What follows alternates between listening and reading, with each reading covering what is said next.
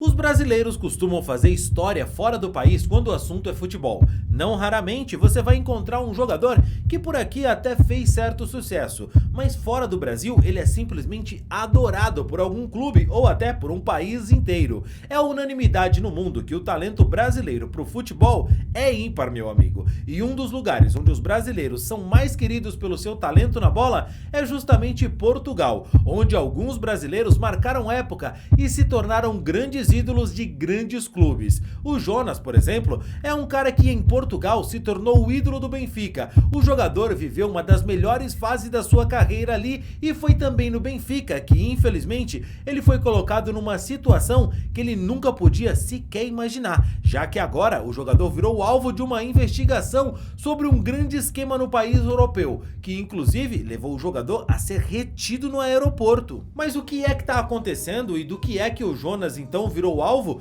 Calma que eu vou te explicar aqui nesse vídeo de hoje. Mas antes, se você não é um inscrito no canal, eu tenho que te pedir para que se inscreva agora e apoie o nosso trabalho, para assim você também receber mais vídeos como esse, beleza?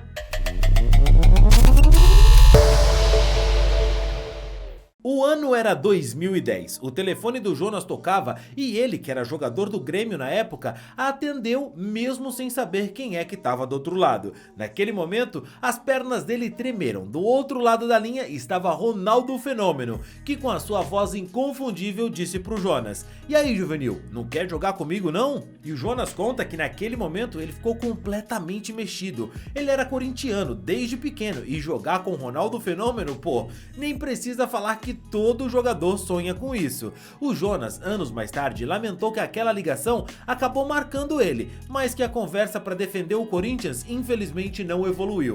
Numa entrevista depois pro canal Desimpedidos, anos mais tarde, quando já estava aposentado, o Jonas disse o seguinte: "Faltou eu jogar no Corinthians, por ser corintiano desde pequeno. Eu tinha uma bandeira da Gaviões da Fiel. Quando eu era pequeno e o Corinthians era campeão, eu saía na carreata da minha cidade, e era o primeiro carro com meu pai e meus irmãos, eu torcia muito." É difícil imaginar que o Jonas era tão corintiano assim.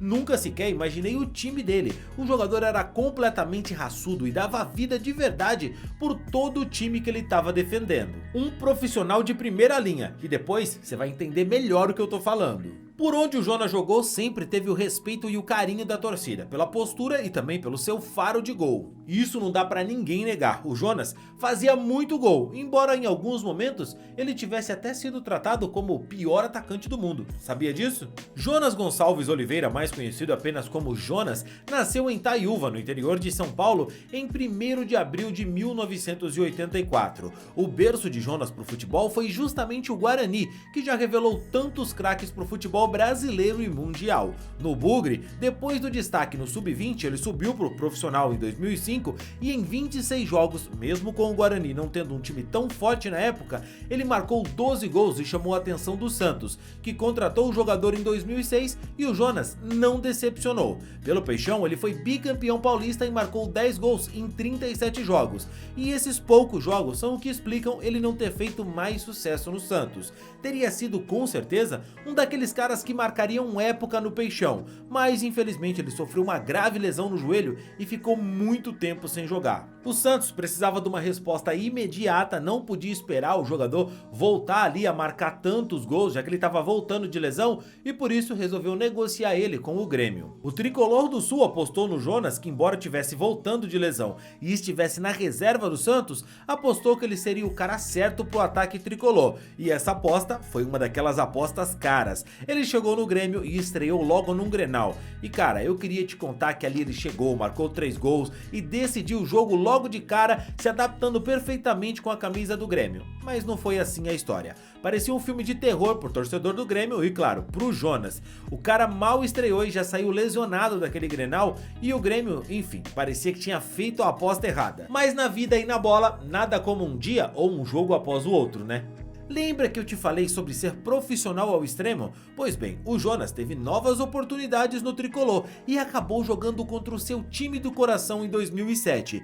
E se você tem uma boa memória, sabe o que aconteceu em 2007, né? Aquele jogo, aquela vitória do Grêmio sobre o Corinthians, acabaram decretando o rebaixamento do Timão. E adivinha de quem foi o gol? Pois é, dele mesmo. Profissional que chama, né? Fazer um gol que acaba rebaixando o seu time de coração Não é tarefa fácil, mas era o trabalho do Jonas e ele honrou a camisa do Grêmio, mesmo que aquilo cortasse o seu coração. E apesar daquele gol que rebaixou o time dele de coração, no ano seguinte ele foi emprestado pelo Grêmio, tava na reserva, não tava fazendo bons jogos e o Tricolor emprestou ele gratuitamente ali pra Portuguesa. E cara, que fase!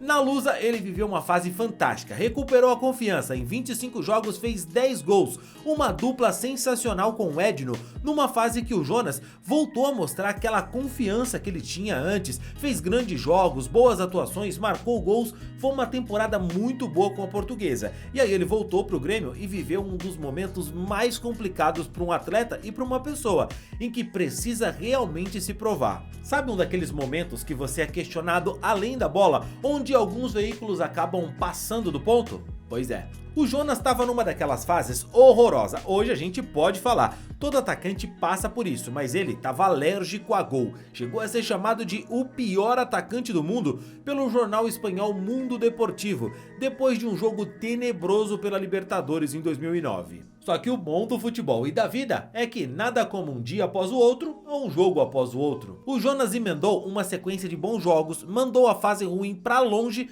e passou a ser desejado por vários clubes. Em 131 jogos pelo Grêmio, ele marcou 78 gols. E que atacante hoje no Brasil tem um número assim, parecido, com tantos gols? De pior atacante do mundo para alguns mancheteiros oportunistas que nunca chutaram uma bola na vida, o Jonas foi pro futebol europeu, jogou no Valência em 3 temporadas e marcou 51 gols em 157 jogos.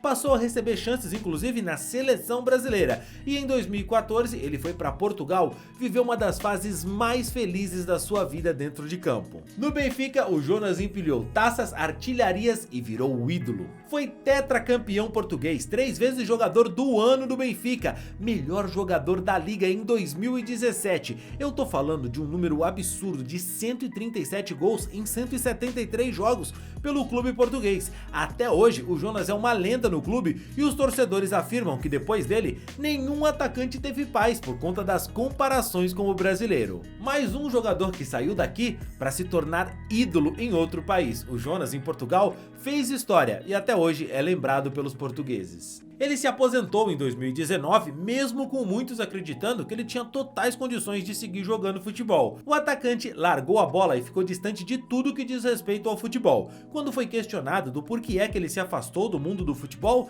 ele justificou a ausência por acreditar que agora é hora de curtir a família, que é a verdadeira prioridade que ele tem. Vivo numa área do interior, a umas 3 horas de São Paulo, longe do futebol. Agora só sigo pela televisão, é o que eu mais gosto. Mas a família está em primeiro lugar e para estar perto deles, tenho que estar aqui. Não quero passar mais tempo longe da família. Mas em maio de 2022, da pior maneira possível, ele foi novamente ligado ao futebol, numa viagem que ele fez a Portugal. Ao desembarcar no Aeroporto Internacional de Lisboa, em Portugal, o Jonas foi retido pelas autoridades que buscavam atualizar os dados do jogador e ele foi liberado logo em seguida. Tudo isso que aconteceu foi justamente porque o nome do Jonas estava ligado a uma grande investigação em Portugal. Segundo a emissora CMTV, o Jonas foi abordado pelo Serviço de Estrangeiros e Fronteiras do governo português depois de um alerta da autoridade tributária. E pessoas próximas ao jogador negam que ele esteja envolvido na investigação. E quem é alvo da investigação, na verdade, é o Benfica e não o Jonas. O antigo contrato do jogador com o Benfica está sob investigação e ele deve ser intimado a prestar mais informações sobre esse assunto. No entanto, apesar da negativa das pessoas próximas ao atleta, a imprensa portuguesa diz que ele está sim entre os acusados. Essa investigação busca irregularidade nos contratos dos atletas, clubes e intermediários do futebol português. E são vários os contratos que são alvo dessas investigações, incluindo o contrato de jogadores como o Danilo Pereira, que agora está no PSG, do Bruno César, que jogou no Sporting brasileiro, e até do brasileiro Éder Militão, que está hoje no Real Madrid. O presidente do Benfica, inclusive, chegou a ser detido diante dessas acusações. A história do Jonas no futebol se sem dúvida alguma é incrível, e isso não abalou em nada a admiração que os torcedores do Benfica e até do Brasil têm pelo jogador, visto que ele foi de considerado o pior atacante do mundo para um dos caras que com certeza é uma das maiores lendas de um dos maiores clubes do mundo, que é o Benfica. Eu não consigo parar de pensar em como teria sido, na verdade, se ele aceitasse aquele convite do Ronaldo Fenômeno em 2010 para jogar no Corinthians. Já pensou? Se aquilo tivesse dado certo, ele teria feito parte daquele esquadrão que ganhou tudo em 2011 e em 2012 pelo Timão, sendo campeão da Libertadores e do mundo. Ou não, talvez com ele lá a coisa tivesse sido diferente, quem é que vai saber do cis do futebol? E com certeza, hoje ele teria uma história bem diferente. Talvez não fosse ídolo no Benfica, mas seria ídolo no Corinthians. E aí, o que é melhor, ser ídolo no Corinthians ou no Benfica? Ou é melhor ser nos dois? O que é que você pensa? Gostaria de ter visto ele jogar no Corinthians? Deixa aqui nos comentários a sua opinião. E cara, lembra que a gente falou também aqui do Bruno César? Pois é, a gente fez um vídeo sobre ele aqui, ó, o jogador que passou pelo Sporting, pelo Benfica também em Portugal. Clica aqui que eu vou te explicar melhor o que aconteceu com o Bruno César, que foi dispensado do clube dele.